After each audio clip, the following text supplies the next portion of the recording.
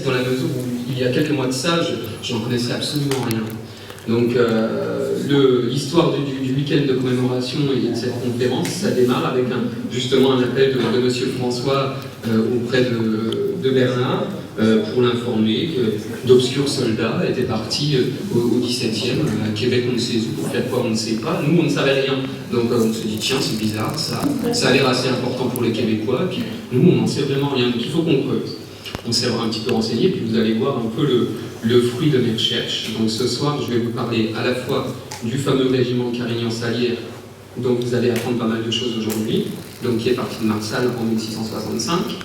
Et puis, je vais vous parler aussi de l'histoire, du contexte du XVIIe siècle à Marsal, en Lorraine, mais également en Nouvelle-France, et des rapports entretenus par la Lorraine, donc entre la Lorraine et la Nouvelle-France en général. Alors, voilà, introduction de Marsal et Carignan-Salière, une histoire oubliée. Donc, cette année, c'est assez amusant, à Montréal, et ben, on a une exposition au Château Ramsay, qui est le musée historique de la ville, une exposition sur Carignan-Salière, où on a le plaisir de voir apparaître sur des cartes le nom de Marsal. J'ai plusieurs amis comme ça qui m'ont contacté pour me dire qu'ils sont tombés des nues en entendant parler de Marsal à Montréal. Donc cette exposition qui a lieu au musée Ramsay s'appelle « Mission Bâtir Pays » et consacre le 350e anniversaire de l'arrivée du régiment Carignan-Salière en Nouvelle-France. Donc en fait ce régiment qui est parti de Marsal pour arriver en Nouvelle-France, c'est un régiment qui est très important pour l'histoire canadienne pour plusieurs raisons, parce qu'il a permis, c'était sa mission première, de pacifier la Nouvelle-France, mais on développera un peu plus tard. Et puis, il a aidé aussi au peuplement de la Nouvelle-France, puisque au milieu du XVIIe siècle, évidemment, il n'y avait pas beaucoup d'habitants, hein, puisque M. Schlick vous disait le caractère récent de la colonie. Donc, on va commencer la conférence en parlant un petit peu donc, de ce qui se fait. Vous voyez ici le logo de Lorraine Québec, donc Lorraine Québec, nous n'en parlons plus, puisque M. Schlick, on a fait la présentation, donc c'est une association qui lie justement notre région et les passionnés du Québec, ou les natifs du Québec arrivés en Lorraine, ou les Français qui ont marié des Québécoises. Ça. Et donc, évidemment, ici on a cette exposition ce week-end à Marsal, mais il y a d'autres choses qui se sont faites également en France pour commémorer le départ du régiment de Carignan-Salière. Donc on voit en bas à droite de la diapositive, vous voyez, Pays Rocher du Québec, qui a fait des choses très importantes aussi sur le départ du régiment, puisqu'il part de Marsal, mais il embarque à La Rochelle pour partir au Québec. D'autres petites choses, voilà, sur la droite, un ouvrage de Marcel Fournier et Michel Langlois. En fait, c'est l'ouvrage sur lequel je me suis basé en bonne partie pour l'histoire du régiment de Carignan-Salière. Il est sorti cette année ou à la toute fin de l'an dernier. C'est pour commémorer également ce fameux anniversaire. À gauche, vous voyez une programmation qui date de 2008, qui est de Fort Barreau. Alors là, c'était un peu problématique, on aura l'occasion d'en parler encore. C'est que, justement, commémoration de la création de la ville de Québec, et c'était du fait que Fort Barreau se prétendait être justement le lieu de départ du régiment. Donc, si vous tapez Fort Barreau sur Google, il y a des articles qui s'appellent L'armée du Fort Barreau, des choses comme ça. Alors, je n'irai pas jusqu'à pousser les termes jusque-là, parce qu'il y a peut-être quelques soldats quand même qui sont partis de Fort Barreau, mais il est vrai et il est établi que le régiment est parti majoritairement de Marsal. Donc, pour commencer, avant de causer de choses sérieuses avec le régiment, on va faire un petit contexte. Un contexte de l'histoire de la Lorraine, mais vraiment bref, au milieu du XVIIe siècle, parce que ce contexte-là explique la venue du régiment à Marsal. Donc ça explique aussi pourquoi il est parti de Marsal en 1765. On continuera avec un contexte sur l'histoire de Marsal en particulier et sur l'histoire de Nouvelle-France avant de parler plus sérieusement du régiment de Carignan-Salière. Donc vers 1660, à Marsal et en Lorraine d'ailleurs, on avait un duc qui s'appelait Charles IV, donc c'est lui qui est représenté en haut à gauche sur la diapositive. C'est un duc qui, à son époque, avait pas mal de stratégies diplomatiques, on va dire entre quatre paires de guillemets, hasardeuses, qui ont fait en sorte qu'il a dû abdiquer plusieurs fois et perdre ses duchés. Donc il est passé plusieurs fois de duc de Lorraine à prisonnier, par exemple. En 1648, suite au traité de Westphalie qui met fin à la guerre de 30 ans, Charles IV, par exemple, a été emprisonné. Il a récupéré la Lorraine donc, en 1661. Donc vous voyez, ça fait presque une dizaine d'années pendant laquelle Charles IV n'était plus duc de Lorraine. Donc tout ça, c'est du fait qu'il fait des alliances tantôt avec les uns, tantôt avec les autres. Donc évidemment, du côté français par exemple, ça ne plaît pas beaucoup que Charles IV fasse des alliances par-ci par-là. C'est la raison pour laquelle il est emprisonné. Il récupère son duché en 1661 à condition de laisser la route de France. Donc la route de France, elle apparaît ici sur cette carte. C'est une route en fait qui permet de rejoindre Strasbourg et l'Alsace depuis la France. Donc la Lorraine est toujours un duché indépendant et l'Alsace est une possession française. Donc le but étant de pouvoir traverser pacifiquement la Lorraine quand on a besoin de rejoindre l'Alsace depuis la France. Donc le duc ne n'aura jamais les engagements qu'il prend. Louis XIV envahit de nouveau la Lorraine en 1670. Et puis il ne la rend au duc Léopold en 1697. Donc vous voyez, on passe toujours de l'un à l'autre du fait de ces stratégies diplomatiques. Et ça, on le voit bien dans l'histoire de Marsal. Donc l'histoire de Marsal, c'est un bon exemple pour illustrer justement les conséquences de la politique du duc de Lorraine, parce que Marsal, c'est un objet de convoitise au XVIIe siècle, pour plusieurs raisons. Bon, d'une part, il y a des fortifications, mais là, c'est pareil, on va relativiser. Les fortifications au milieu du XVIIe siècle, on connaît un Bourbon qui disait, pour le citer, je ne sais si vous connaissez cette place en parlant de Marsal, et si vous l'avez vu sur les lieux, mais pour moi, il y a longtemps que je la considère comme un trou qui peut être assiégé par 2 redoutes, qui n'est à portée de rien, qui ne s'oppose à rien, qui n'est enfin bon qu'à raser. Donc, c'est vrai que les fortifications, à l'époque, elles n'étaient pas au top, mais il y avait quand même des convoitises pour la place frontalière de la cité et pour le fait qu'on avait le sel, évidemment. Donc le sel, c'est quand même de grande richesse. Donc à l'époque, évidemment, les uns et les autres lorgnaient un petit peu sur Marsal pour s'emparer de ces richesses. C'est ainsi qu'en 1631, par exemple, on a Louis XIII qui s'empare de la cité. Donc vous voyez, le traité entre le roi et le duc de Lorraine fait à Vic en 1631. Je me suis permis, vous voyez, de mettre juste le passage qui concerne Marsal. Donc le duc de Lorraine promet de mettre entre les mains du roi, sous 8 jours, la place de Marsal. Donc là, c'était un peu un gage. C'est-à-dire on l'a donné en gage pour dire qu'on va être sage. Le duc de Lorraine donne Marsal et s'engage à ne plus faire de stratégie et de ne plus faire d'alliance avec le Saint-Empire. Mais évidemment, il ne tient pas ses promesses. C'est un petit peu embêtant. Donc, Marsal reste toujours ballotté entre la Lorraine et la France. Donc, en 1641, on a le traité de Paris qui prévoit de raser Marsal avant de la rendre au duc de Lorraine. Puis finalement, Marsal reste française jusqu'en 1661. On dit toujours que Louis XIV prend Marsal en 1663 et que c'est là qu'elle devient française, mais il y a eu des périodes quand même où il est passé sous le régime français auparavant. Donc, dans le traité de Münster, en 1662, donc c'est celui qui est en bas à gauche, vous voyez, il y a encore un article. Sa Majesté mettra dès à présent dans la ville et place de Marsal telle garnison et commandant que bon lui semblera. Donc là, c'est le roi de France qui s'octroie le droit de peupler Marsal comme il veut et de défendre Marsal militairement comme il veut.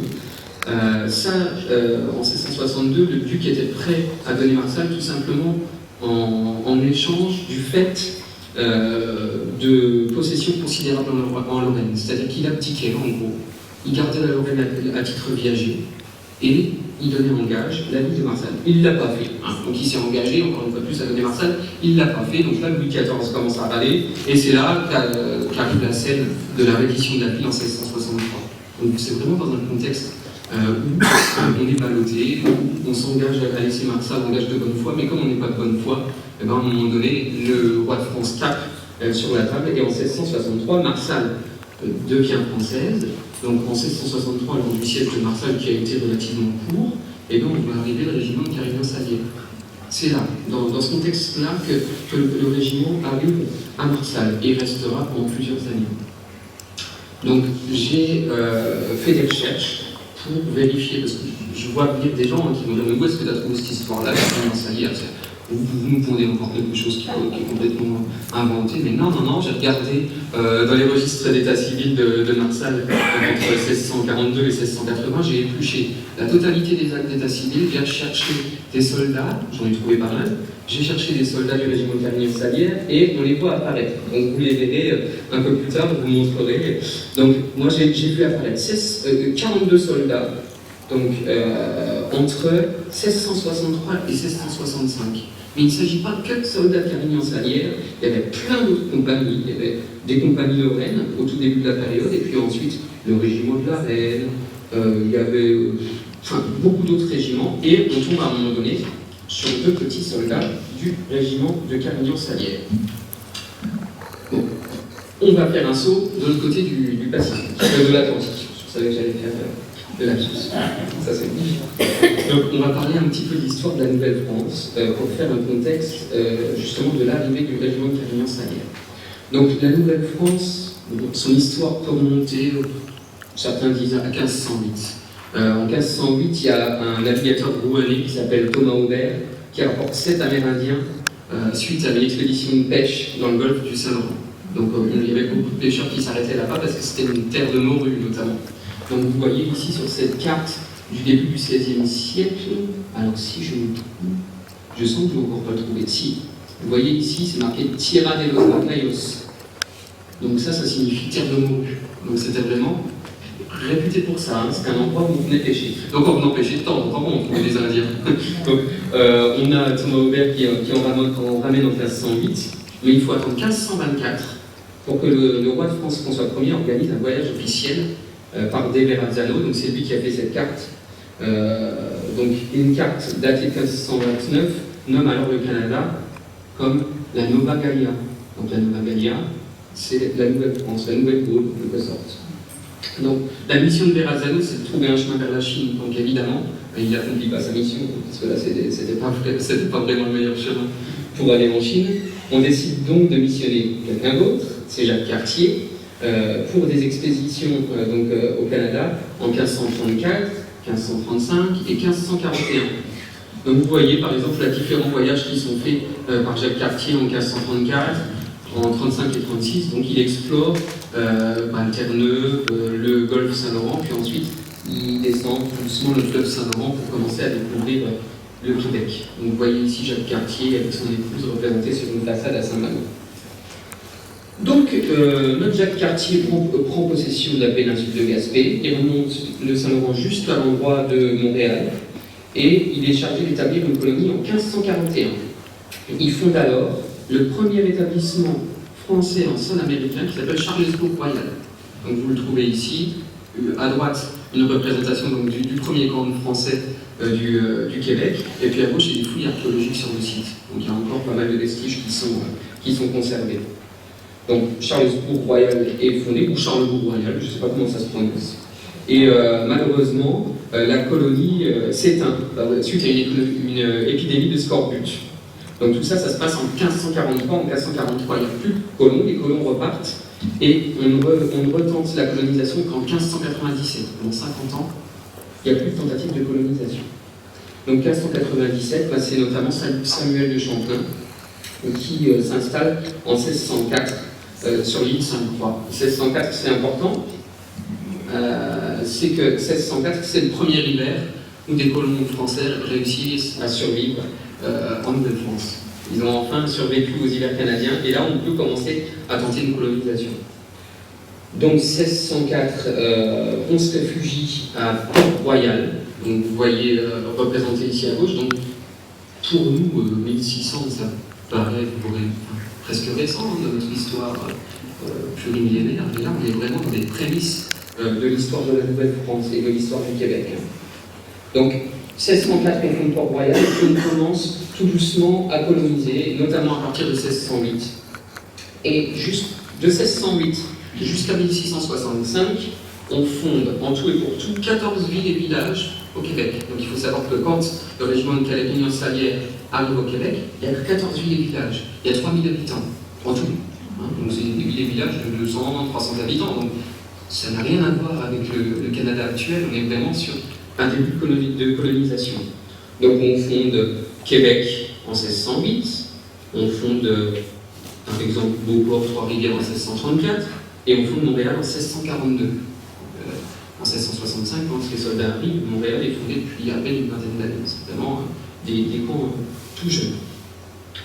Alors, voilà, donc à cette époque, la colonie, elle était gérée par des compagnies, donc la compagnie des habitants, non, d'abord la compagnie des sans-associés, donc qui avait le monopole commercial, donc c'était surtout ça, ce qui les intéressait à l'époque à Québec, c'était le commerce, les fourrures, la pêche, toutes ces choses-là. Donc cette compagnie avait le monopole commercial, elle était chargée d'installer des colons, d'administrer la colonie, d'assurer la défense du territoire, et de convertir les Indiens, mais elle n'y arrivait pas à elle toute seule.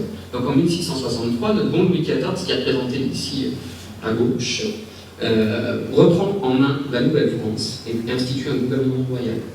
Donc là, on a les différents membres du gouvernement, enfin ceux qui ont pris beaucoup d'importance à l'époque.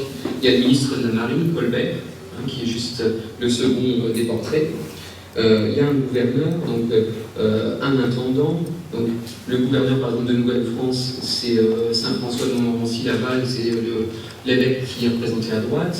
L'intendant, c'est Jean Talon. C'est tous ces gens-là, en fait, qui étaient chargés de peupler le Québec, de pacifier le Québec, de convertir les Indiens, et puis d'établir vraiment une colonie française. Pour ce faire, pour pouvoir établir vraiment une colonie française, l'intendant Jean Talon, il met en place une politique de peuplement. Donc cette politique de peuplement, elle se fait par exemple par l'envoi de filles du roi. Donc on envoie 1 millier de filles du roi. Donc ces filles du roi, des gens pourraient penser que c'est des filles peut-être de petites vertus. C'est pas forcément le cas, non, certainement pas. C'est des filles de bonne famille. C'est des orphelines généralement, mais de bonne famille, à qui on donne une dot pour s'installer en Nouvelle-France, et puis après, il faut trouver des hommes pour les marier, ça c'est autre chose. Mais il y avait souvent, enfin ça arrivait parfois, c'était pas exclu, des mariages mixtes, mais c'était pas forcément la règle non plus. Mais ça pouvait arriver au Québec. Des mariages mixtes, j'entends, entre colons et indiens. Évidemment. Donc, il y a cette colonisation avec les filles du roi. On envoie aussi des familles pauvres auxquelles on paye la traversée. Et puis, on encourage le système des engagés, c'est-à-dire que c'est pas le tout d'envoyer du monde au Québec, il faudrait qu'il y ait des gens de métier. Il faut des gens pour construire des maisons, il faut des gens pour ouvrir des routes, donc c'est très important. Donc le premier recensement de Nouvelle-France, il est en 1665. Ça c'est intéressant, parce que c'est l'année qui nous intéresse particulièrement. Et il y avait en tout 3215 colons. C'est vraiment, Nouvelle-France n'avait pas plus. 3215, donc c'est vraiment très peu. Et on avait une situation un peu tangente. Donc là, vous voyez ici, à gauche, une des pages du document de recensement par l'intendant Jean Talon en 1665. Donc, je ne sais pas si on voit très bien, mais là, vous avez le nom des familles. Vous voyez rien du tout? Ouais, enfin voilà. Donc là, en fait, vous avez les familles, vous avez les âges, et vous avez des qualifications. Habitants, là, vous avez ça, femme, ça, fille, ça, les domestiques. Donc, c'était sommaire, mais ça permettait en fait de quantifier la population québécoise. À droite, vous voyez, des arrivées de filles du roi. Donc, vous voyez, ces filles du roi, elles avaient quand même une certaine allure. Hein. C'était pas n'importe qui, c'était les petites princesses à l'époque. Donc, la situation avec l'arrivée de ces colons, le problème, c'est qu'elle n'est pas très pacifique. Vous voyez, à droite, nous avons guerrier iroquois qui scalpe un ennemi. Donc, ça, c'était un peu la situation du Québec dans les années 1660. Bon. Il faut dire qu'on vient les embêter chez eux, hein, donc à un moment donné, ils peuvent se défendre, mais il n'y a pas que ça. Le problème, c'est que ces Iroquois-là, donc c'est la tribu notamment des Alliés, tuent beaucoup de Français. Pourquoi ils tuent beaucoup de Français?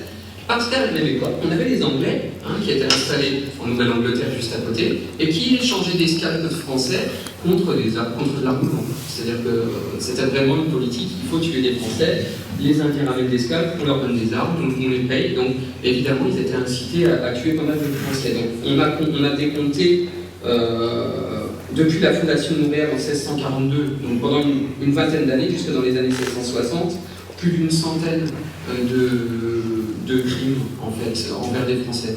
Mais 100, c'est beaucoup quand il y a 3000 habitants. Parce que 100, ça peut nous paraître peu, mais il faut quand même rester dans le contexte de l'époque. Donc là, on a l'intendant, on a des gouverneurs, donc là on a Pierre Boucher, gouverneur des Trois-Rivières, qui vient alerter Louis XIV et qui lui dit, écoutez, on va dire de manière abrupte, si on ne fait rien, si on ne défend pas la colonie, les hommes vont refuser de se faire exécuter, vous pouvez mettre une fin à la colonie de Nouvelle-France. Donc là, c'est quand même très important à l'époque, et c'est une colonie qui allait disparaître. Donc Louis XIV prévoit d'envoyer des hommes. Mais d'abord, il prévoit d'envoyer 200 hommes. Donc 200 hommes, c'est quand même bien pour se défendre sur tout l'espace de la colonie. Ça ne plaît pas forcément aux colons, ils pensent que le nombre n'est pas suffisant. Donc finalement, c'est Colbert qui demande au roi d'envoyer un régiment complet, de trouver un régiment quelque part.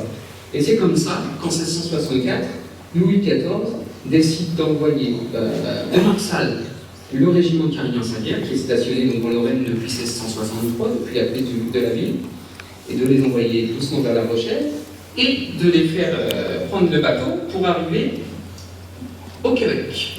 Donc le régiment de Carignan-Salière, c'est un nom composé, c'est parce qu'à l'origine il s'agissait de 2 régiments. Donc dans les années 1650 notamment, vous aviez d'une part le régiment de Carignan, donc là vous voyez le portrait du prince Thomas de Savoie-Carignan. Thomas Savoie-Carignan, c'est le cousin germain de Louis XIII, le père de Louis XIV. Donc il crée en fait ce régiment de Carignan en Italie, parce qu'il est lui prince en Italie, pour défendre les intérêts du roi de France en Italie. Donc ce régiment était important parce que pendant la période de la Fronde, le tout début du règne de Louis XIV, quand il était tout jeune, les nobles s'étaient un peu rebellés contre lui, il n'était pas très défendu, et ce régiment-là était important parce qu'il a défendu le roi de France, donc le roi de France il tenait. Simplement, dans les années, à la fin des années 1650, les princes de Carignan, ils n'avaient plus les moyens d'entretenir le régiment, donc ils le donnent au roi de France. Mais le roi de France, à la même époque, il n'avait pas trop de moyens pour entretenir les régiments, il en licenciait beaucoup. Donc celui-là, il a quand même réussi à le garder parce qu'il lui tenait, et il l'a fusionné avec un autre régiment, qui est le régiment en fait, qui était commandé par M. Châtelard de Salière. Donc c'est un régiment qui était à l'origine un régiment basé en Allemagne. Donc voilà, ces deux régiments-là avaient défendu le roi pendant la Fronde, donc il a décidé de les garder, de les fusionner. Et voilà notre petit acte que j'ai eu du temps à trouver dans les états civils de Marseille qui font mention de soldats du régiment de Carignan-Salière. Alors là, c'est un peu plus lisible, bien que l'écriture évidemment n'est pas idéale, mais moi je vais vous aider à le transcrire si vous n'y arrivez pas. Donc mois de juin 1664. Donc on a dit que le régiment de Carignan était arrivé en 1663, donc c'est tout à fait logique de le retrouver là. Le 29e juin 1664 fut baptisé Pierre, fils à René Bureau, soldat de la compagnie Le Sieur de Contrecoeur, et de Barbe-Cunin, sa femme. Les parrains sont Jean Fougeron dit Baudevin, sergent de Monseigneur Duprat, et Marguerite, figureuse, Madame ou Monsieur Georges Leclerc, marraine. Donc ces compagnies du Sieur de Contrecoeur et de Monsieur Duprat, ces 2 compagnies qui font partie du régiment de Carignan-Salière. Donc c'est la seule attestation qu'on puisse trouver dans les états civils de Marsal. C'est pas étonnant en fait de ne pas beaucoup trouver d'allusion dans les états civils aux soldats, parce que les soldats, c'est des gens qui sont là depuis à peine 1 an. Donc pour apparaître dans les états civils, soit il faut naître, ils sont nés ailleurs, soit il faut mourir, ils sont pas fort vieux, soit il faut se marier et faire des enfants, mais bon, ça c'est pas le cas de tout le monde, il faut trouver une bonne dame, et puis l'enfant, il faut le temps qu'il se fasse aussi. Donc là, c'est un régiment qui est resté 2 bonnes années à Marsal, donc c'est pas étonnant qu'on ne trouve qu'une allusion. Mais c'est une allusion qui est quand même importante, puisque ça permet de prouver que le régiment était bien ici. Donc vous voyez ici à gauche, un soldat du régiment de Carignan-Salière, donc c'est un dessin de Francis Bach, qui est un illustrateur québécois que j'ai contacté pour lui demander l'autorisation d'utiliser les dessins. Il était heureux comme tout de savoir qu'on allait voir ces illustrations en France. Donc là, vous avez un dessin d'un sergent. Donc c'est un grade juste au-dessus. Voilà, donc maintenant, on a fait l'histoire de Marsal, on a fait l'histoire de la Nouvelle-France, l'histoire du régiment de Carignan-Salière, et on va évoquer le voyage du régiment de Carignan-Salière à travers la France. Bon. Vous voyez ici Marsal, alors vous le voyez, il faut me faire confiance, hein, c'est ici. Marsal, donc ils partent le 3 janvier 1665 de Marsal, et les soldats sont chargés de faire tout ce voyage-là jusqu'à la côte atlantique, à pied évidemment. Donc on part de Marsal, Et on fait des haltes de temps à autre, mais pas souvent. Donc on passe par Nancy, par Toul, par Ligny-en-Barrois, et on va dire, on marche 30-40 km par jour, et au bout de 2 ou 3 étapes, on se repose un jour. Tout ça, c'est de l'organisation. Parce que de Marsal sont partis au départ 12 compagnies de 30 soldats. Donc environ 400 soldats. Alors bon, nous on affiche le nombre de 1000, c'est pas pour rien. C'est parce qu'en fait, les compagnies qui étaient d'abord de 30 soldats ont été portées à 50 soldats et on recrutait pendant le chemin. Donc c'est là que le régiment, arrivé à La Rochelle, était de 1000 soldats. Mais à l'origine, le régiment était bien quasiment entièrement à Marsal. Donc on part de Marsal le 3 janvier, on arrive à Ligny le 6, à Saint-Dizier on fait une halte le 7-8. Il faut quand même les loger ces soldats-là, parce que nous ici à Marsal, on a notre tradition de garnison où les soldats logeaient chez l'habitant, mais dans les autres villes ou villages qui sont traversés et à qui on demande pour une nuit de loger tantôt 400, ensuite 600, ensuite 800 soldats, c'est quand même de l'organisation. Donc il y avait 2 personnes qui étaient chargées de s'occuper du logement des compagnies dans les villes qu'ils allaient traverser, qui partaient un jour à l'avance. Il s'agissait du capitaine Froment et du maréchal des logis de la Pocatière. Donc ils arrivaient un jour à l'avance dans les villes, ils allaient voir les gouverneurs et puis ils leur demandaient de bien vouloir organiser le logement. C'est comme ça qu'on a réussi finalement à faire la traversée assez rapidement, parce que vous voyez, ils partent de Marsal le 3 janvier, ils arrivent à Saint-Jean-d'Angely le 25 janvier. Donc en 22 jours, quand même, ils ont traversé la France à pied. Donc c'est pas rien, parce que je pense qu'ils peuvent porter quand même de bagages. Donc c'est quand même un petit exploit. C'est un exploit qui ne s'est pas déroulé sans encombre, parce que évidemment, voilà, les soldats, de temps en temps, ils dépassent ils dépassent leurs droits, hein, donc on fait état de vol de temps en temps, de viol très rarement, mais ça y est arrivé, et puis de bagarre. Donc de temps en temps, les habitants ont tendance à se révolter, et par exemple, quand la compagnie arrive à Saint-Jean-d'Angely, il y a un sergent qui s'appelait Ygritte qui s'est fait assassiner. Assassiné par les habitants de Saint-Jean-d'Angely, parce que certainement il avait dû faire quelque chose de pas très gentil envers des gens qui le logeaient. On ne sait pas trop quoi dans le détail, mais imaginez un petit peu le climat. Les soldats, un de leurs sergents arrivé à Saint-Jean-d'Angely est assassiné. Il faut savoir qu'on n'a pas encore les bateaux qui sont prêts pour les faire partir, donc ils sont censés rester un petit bout de temps sur place. Là, le climat commençait à devenir tendu. Donc ce qu'on a fait, en attendant que les bateaux soient prêts, c'est qu'une fois arrivé à Saint-Jean-d'Angely, on a fait partir les soldats vers l'île de Ré et l'île d'Oléron. Comme ça, d'une part, ils étaient à l'abri de bataille avec les gens qui les logeaient, puis d'autre part, si jamais l'envie les prenait, s'il y avait beaucoup d'attentes de partir, de déserter, là c'était un petit peu plus compliqué une fois qu'on était dans une île. Donc, on les met à l'île de Ré et l'île d'Oléron, et puis ils démarrent, quand même à un moment donné, de La Rochelle, dans plusieurs bateaux. Il y a 5 navires qui sont affrétés pour emmener tout le régiment, donc qui là était porté à environ 1100 hommes, avec tous les recrutements qui ont été faits pendant la traversée. Ces 5 navires s'appellent, pour vous donner le nom, le Saint-Siméon. Donc le Saint-Siméon, c'est le premier navire, il part le 19 avril 1665. Donc vous voyez, ils sont arrivés sur la côte fin janvier, ils partent que fin avril, donc ils sont quand même restés un peu de temps pour organiser tout ça. Le premier bateau part le 19 avril, le second, le deuxième et le troisième, l'Aigle d'Or et la Paix, partent un mois plus tard, le 13 mai, et les 2 derniers, Saint-Sébastien et la Justice, partent fin mai.